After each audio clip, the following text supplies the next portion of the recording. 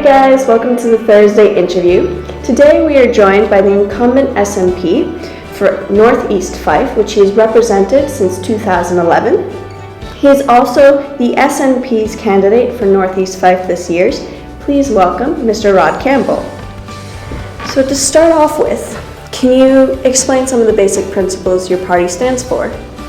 Well, the Scottish National Party fundamentally stands for Scotland, for a stronger Scotland, and historically obviously has fought for an independent Scotland. What would your party be looking to achieve with a large group in Parliament? Well, we already had a large group in the last Parliament.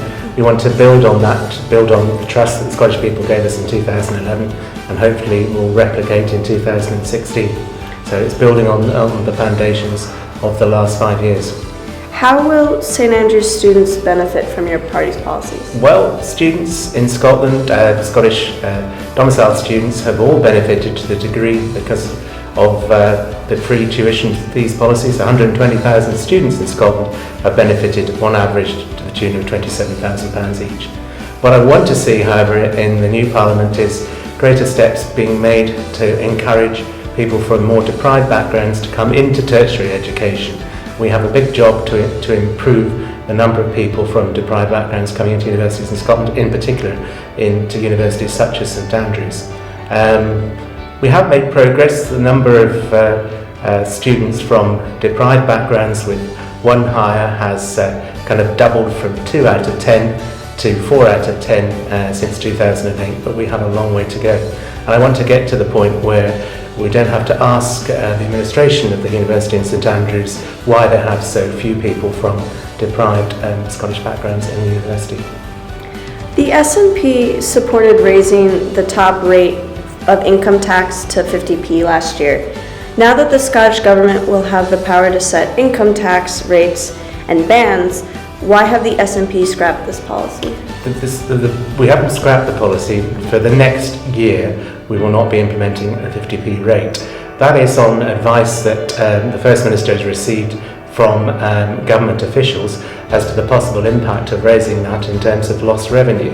What I would like to see happen over the next year is that advice that the Scottish Government has had being scrutinised by committees of the Parliament to work out whether that is a real prospect or it is perhaps kind of artificially hyped, so that we can actually take a firm view before the budget next year as to whether or not to proceed with a 50p rate of tax. So it's on hold but not ruled out. Okay. The SNP plan to reduce air passenger duty.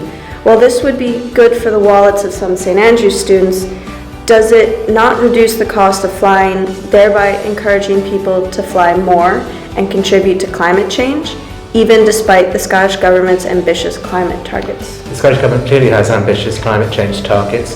Their proposals in relation to air passenger duty are out to consultation at the moment. The current proposal is that I think to reduce air passenger duty by 50% by 2018. My personal view is fairly cautious on this issue. I take the climate change issues seriously, and I also wonder about the impact in terms of other airports such as Newcastle nearby. So I would like to see the response of the consultation and take a cautious line at the very least in terms of how we implement this policy over the next few years. All right, that's it. Thank you very much, Mr. Campbell. Okay. Roderick Campbell, SNP candidate, SNP Stronger for Scotland.